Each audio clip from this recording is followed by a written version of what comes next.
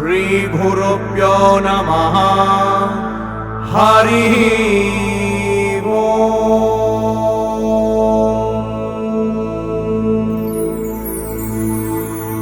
Śrīmad-Bhāgavatam Canto 1 Creation Chapter 15 The Pandavas retire timely.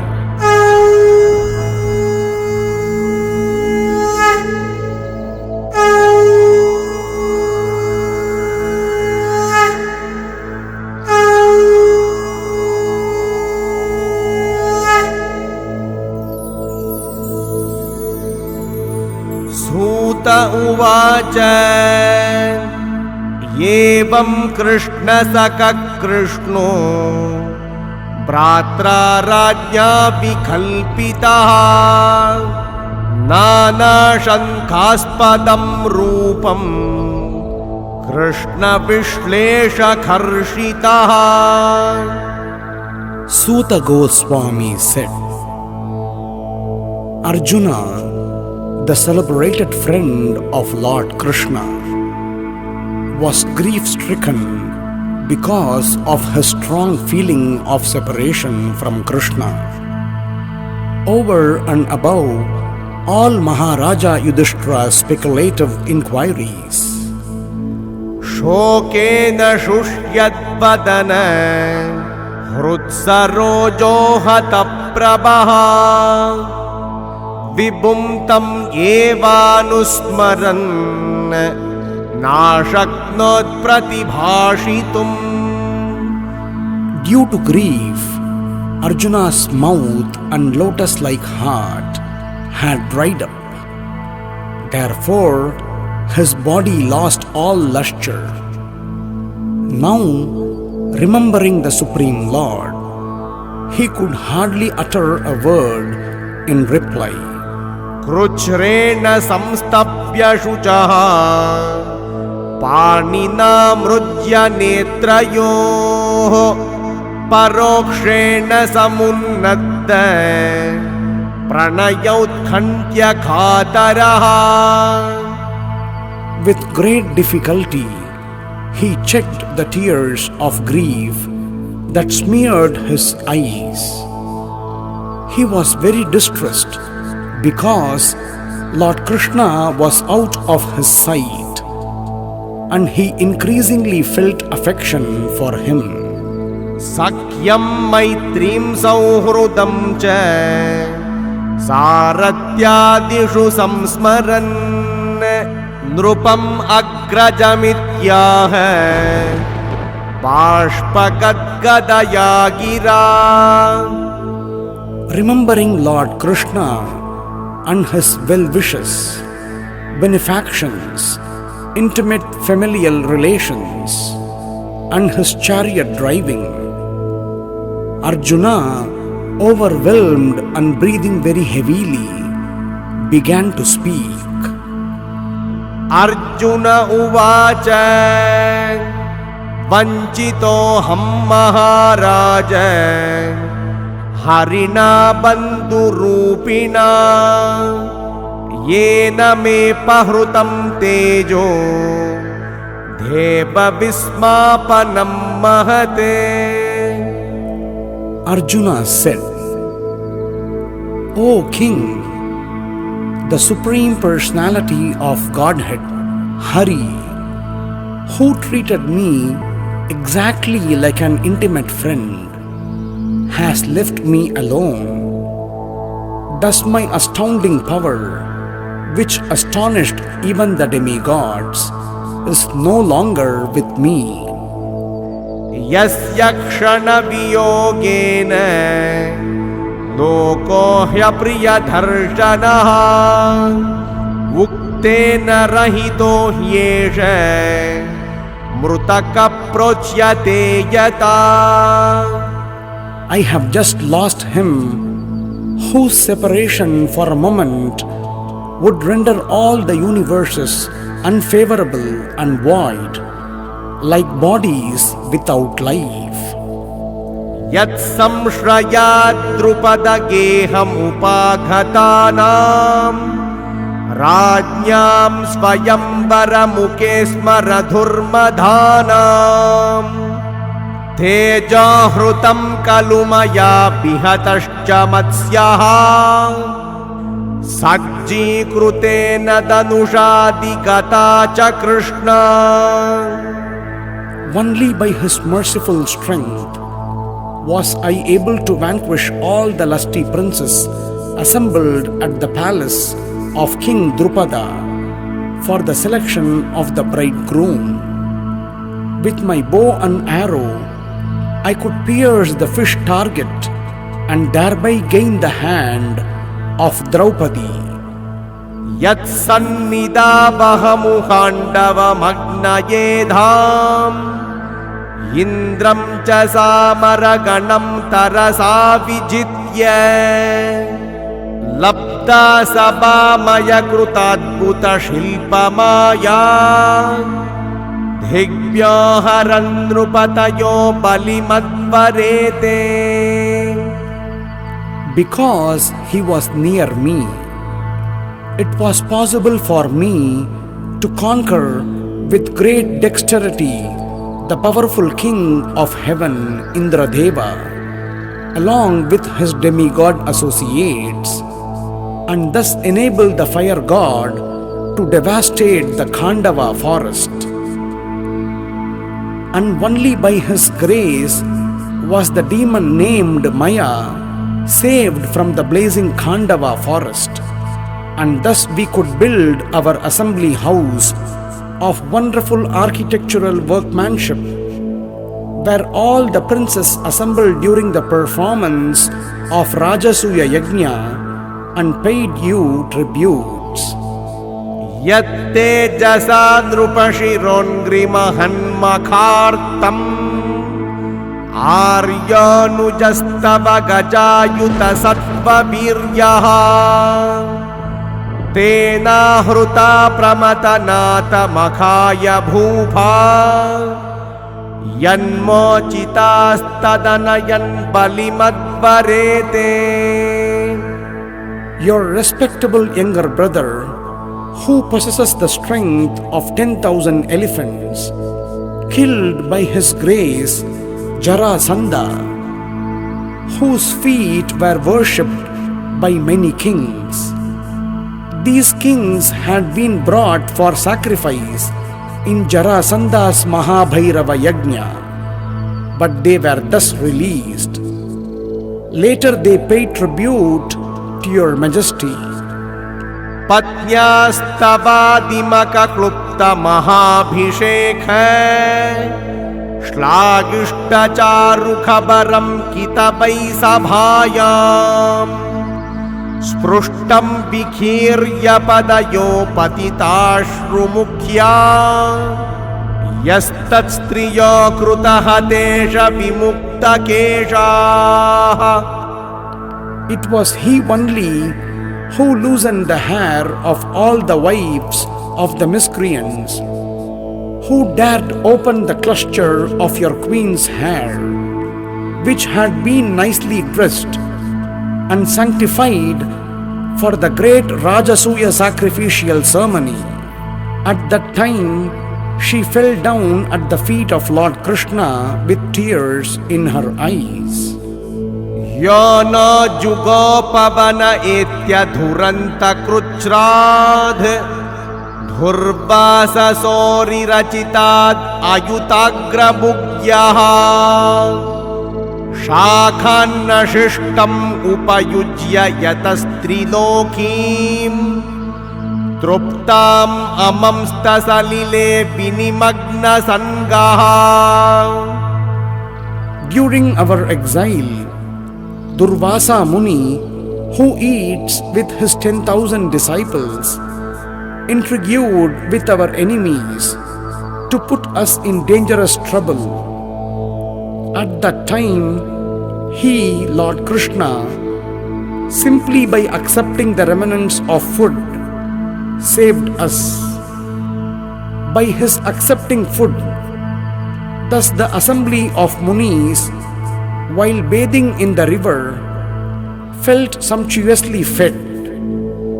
and all the three worlds were also satisfied. Yatte jasata bhagavan yudishulaphanir Vismapitas sagirijostramadan nijam me Anye pichaham amunaiva khalevarena Prapto mahendra bhavane mahadasanardam.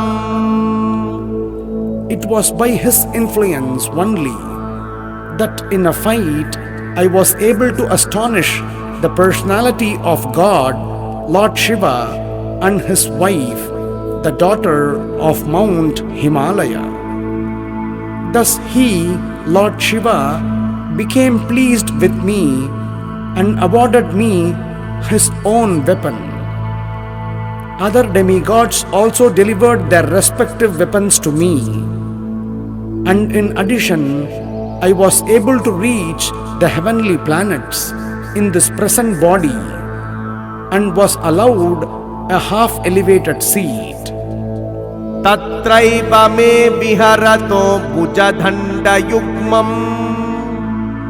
Gandiva lakshanamaraati vadaya devaha Sendra shrita yadanubhavitamajamidha Tenahamadyamushita purushena bhumna. When I stayed for some days as a guest in the heavenly planets, all the heavenly demigods, including King Indradeva, took shelter of my arms, which were marked with the Gandiva bow, to kill the demon named Nivatakavacha. O King, descendant of Ajamida, at the present moment I am bereft of the Supreme Personality of Godhead, by whose influence I was so powerful.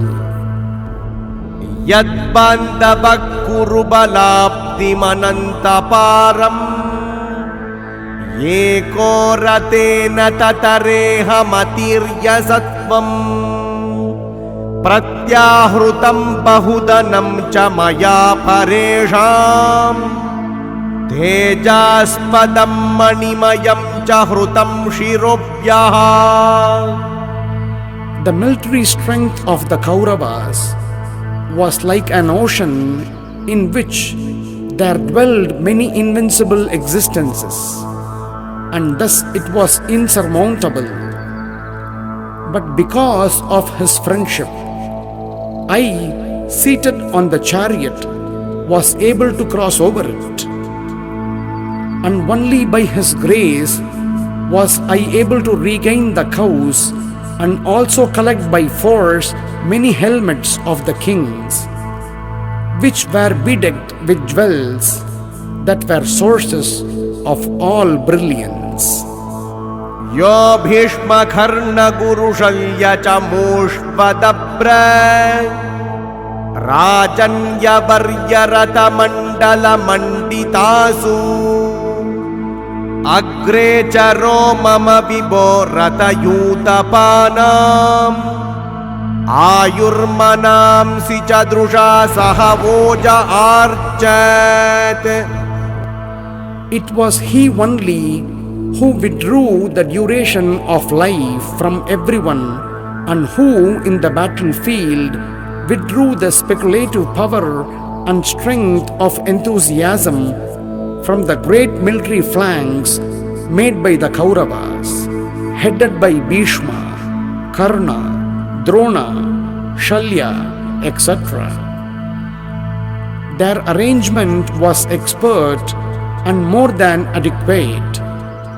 But he, Lord Sri Krishna, while going forward, did all this.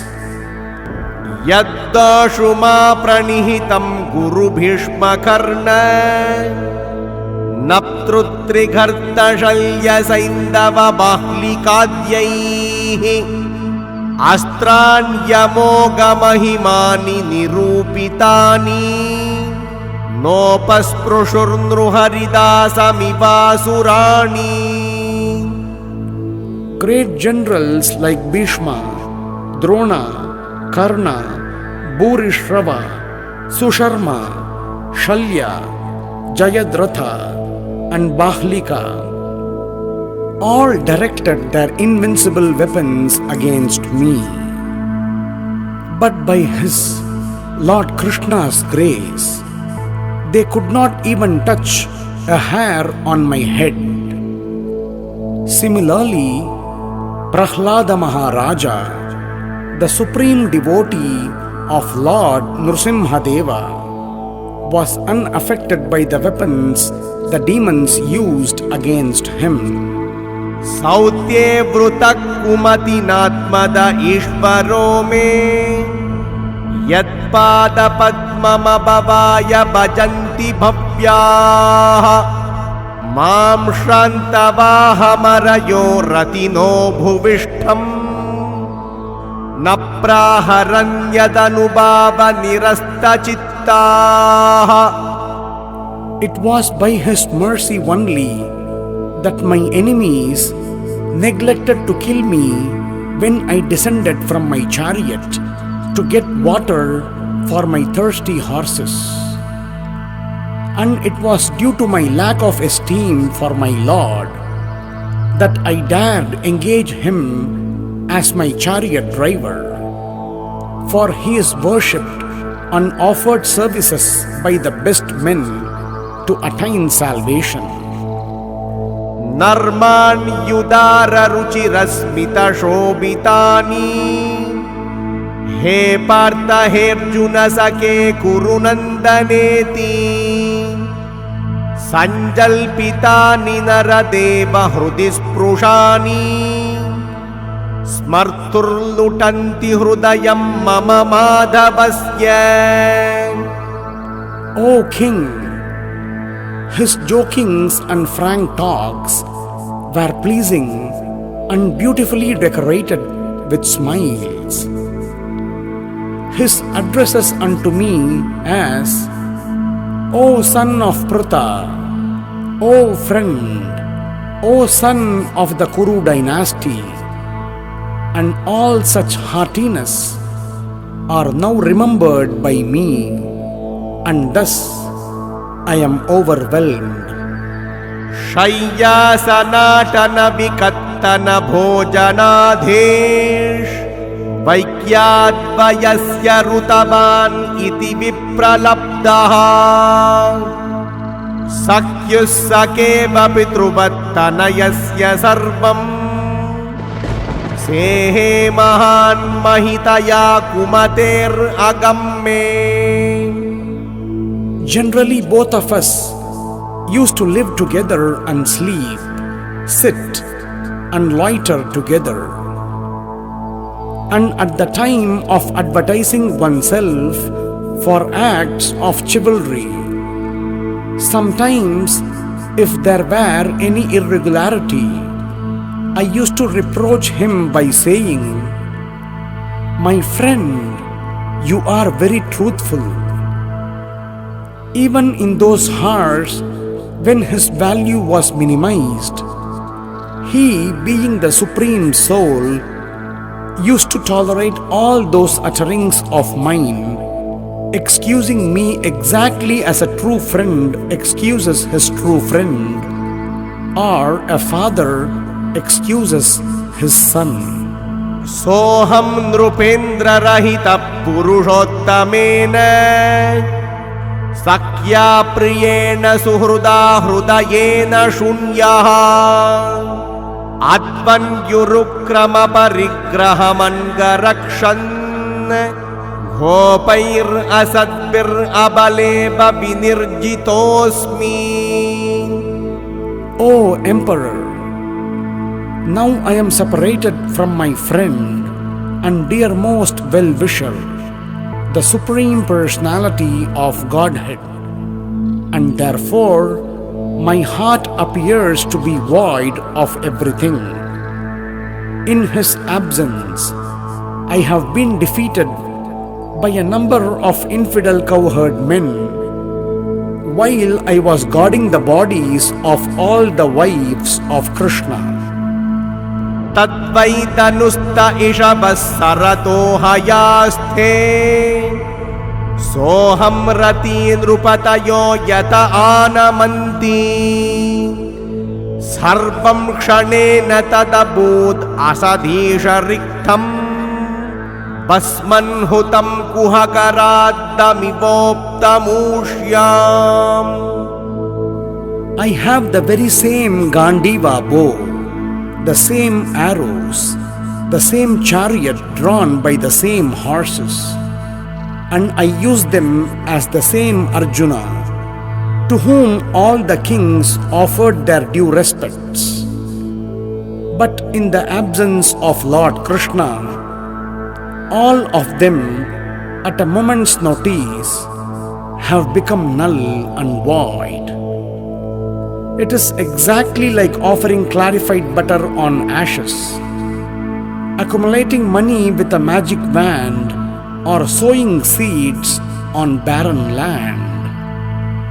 Rajam stvayānupruṣṭānām suhurdām na suhrutpure viprashāpa vimūḍānām nignatāṁ muṣṭibhirmitah vārunīm madīrāṁ pītvā matonmatitacetasaṁ ajānatāṁ ivānyonyam chatupanchāvaṣeṣitaः.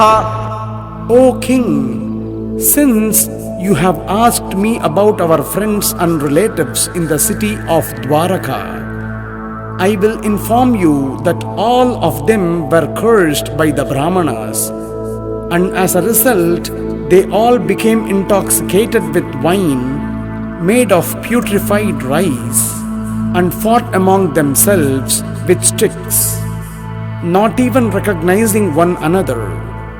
Now all but 4 or 5 of them are dead and gone. प्रायेणैतद् भगवत ईश्वरस्य विचेष्टितम् मितो निघ्नन्ति भूतानि भावयन्ति च यन्मितः. Factually, this is all due to the supreme will of the Lord, the personality of Godhead. Sometimes people kill one another, and at other times they protect one another.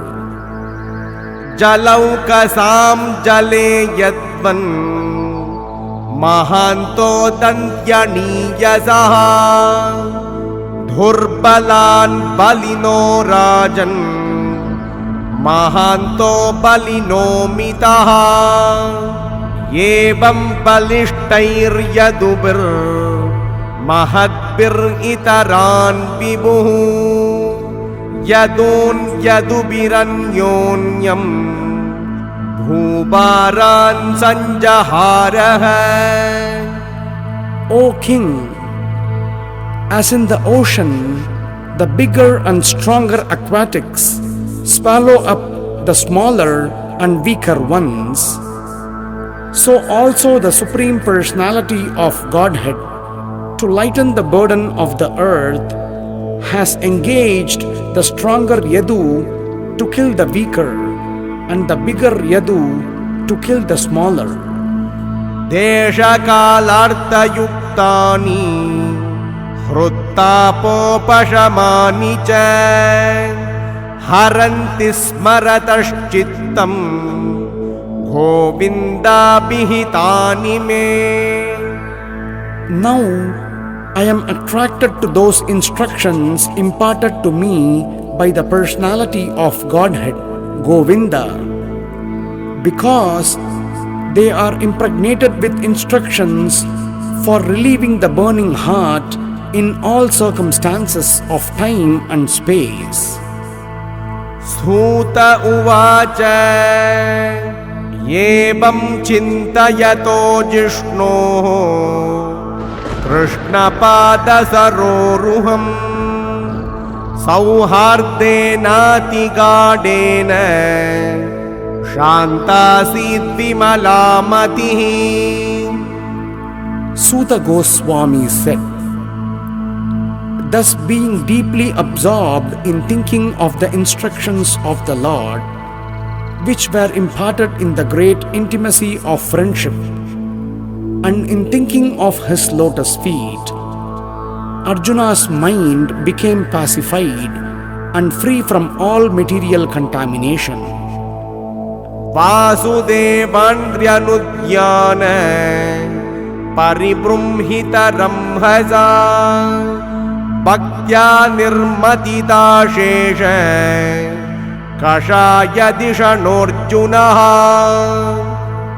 Arjuna's constant remembrance of the lotus feet of Lord Shri Krishna rapidly increased his devotion, and as a result all the trash in his thoughts subsided.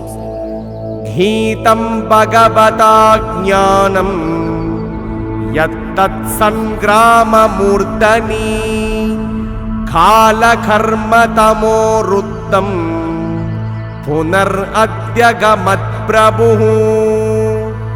Because of the Lord's pastimes and activities, and because of his absence, it appeared that Arjuna forgot the instructions left by the personality of Godhead. But factually, this was not the case, and again he became lord of his senses.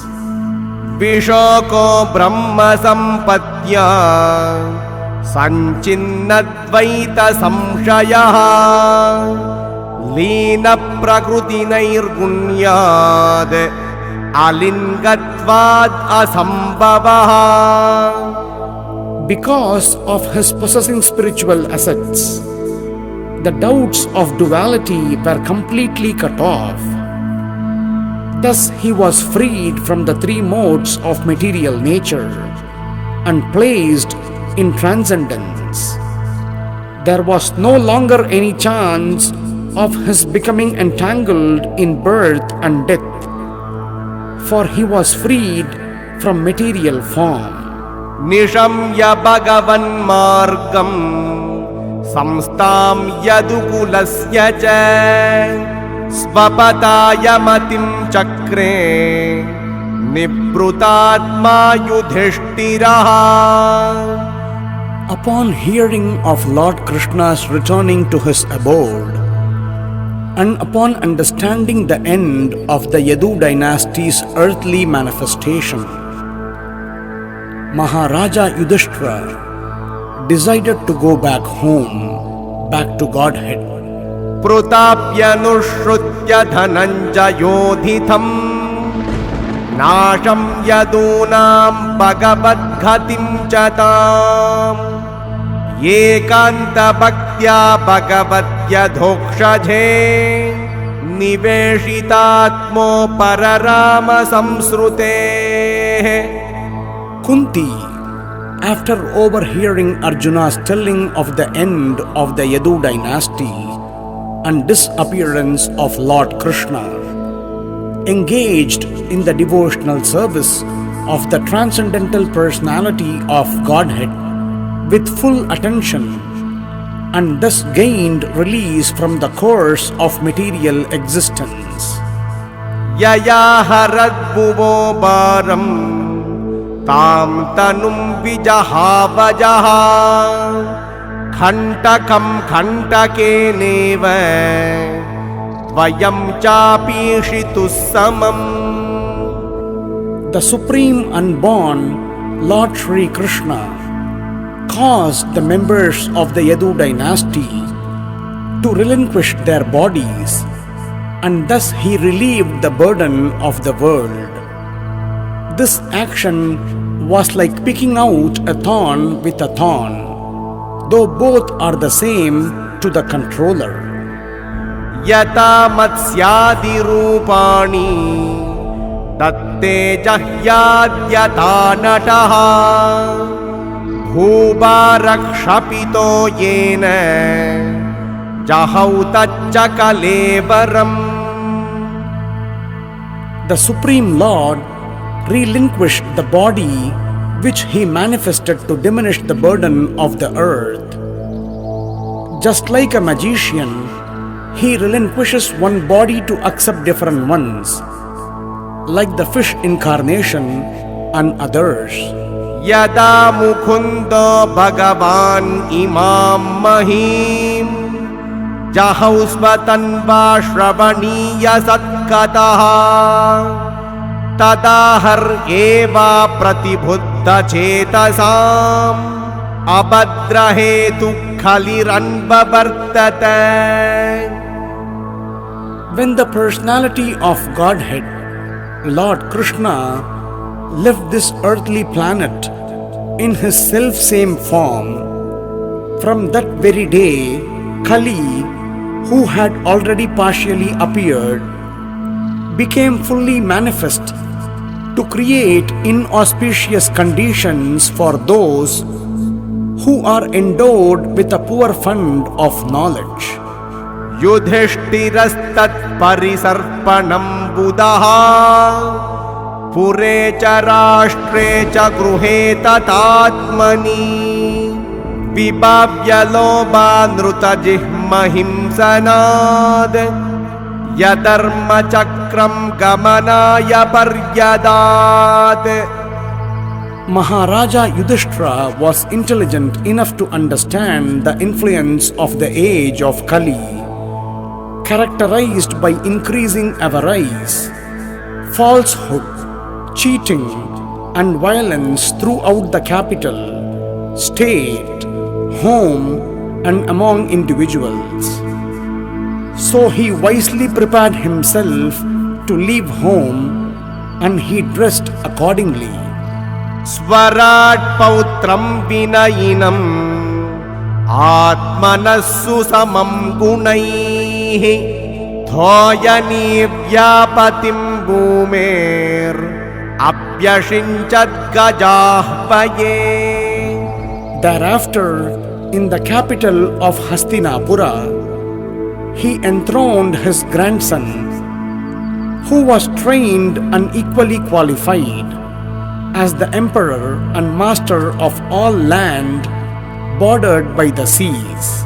Mathurayam tata vajram shurasena patim tataha prajapatyam nirupyeshtim agnin apibhadishvaraha.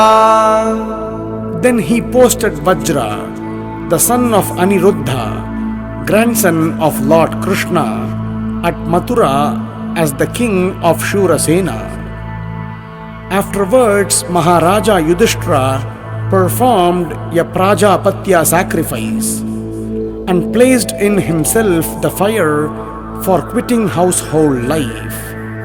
Visrujya tatra tat sarvam dhukula balayadikam nirmamo nirahankaraha sanchinna shesha bandhanaha.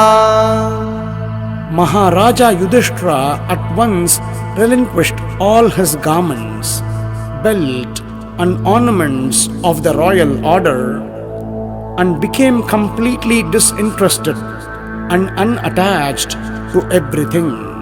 Vacham juhava manasi tat prana itare chatam mrutyabaphanam sotsargam tam panchatvehya johavite. Then he amalgamated all the sense organs into the mind, then the mind into life, life into breathing, his total existence into the embodiment of the 5 elements, and his body into death. Then, as pure self, he became free from the material conception of life.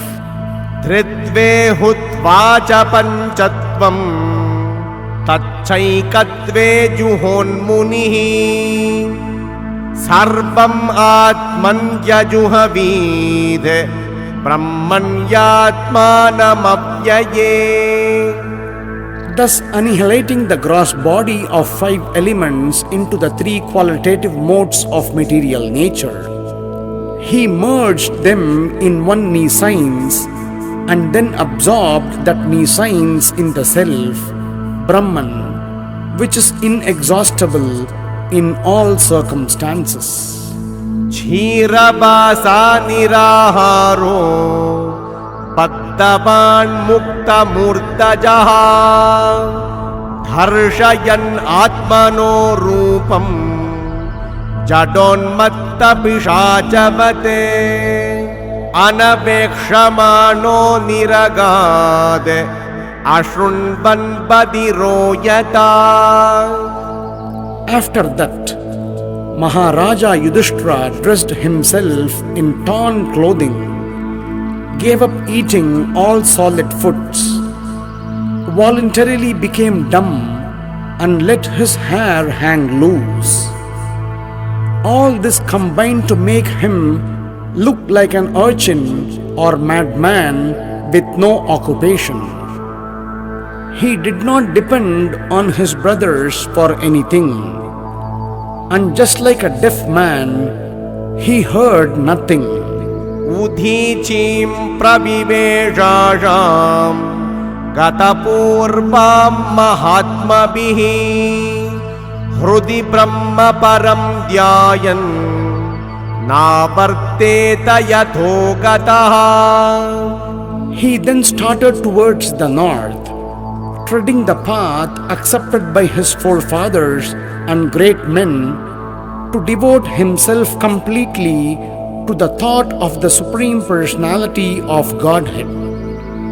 And he lived in that way wherever he went. सर्वे तम् अनुनिर्जग्मुर् प्रातरकृतनिश्चयाः कलिना धर्ममित्रेण दृष्ट्वा स्पृष्टा प्रजा भुवि.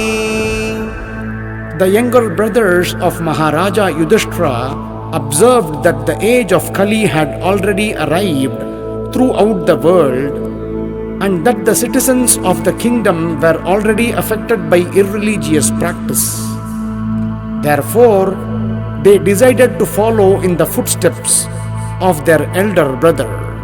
ते साधुकृत सर्वार्था ज्ञात्वात्यन्तिकमात्मनः मनसा धारयाम् आसुर् वैकुण्ठचरणाम्बुजम्. They all had performed all the principles of religion, and as a result, rightly decided that the lotus feet of the Lord Sri Krishna are the supreme goal of all. Therefore, they meditated upon his feet without interruption.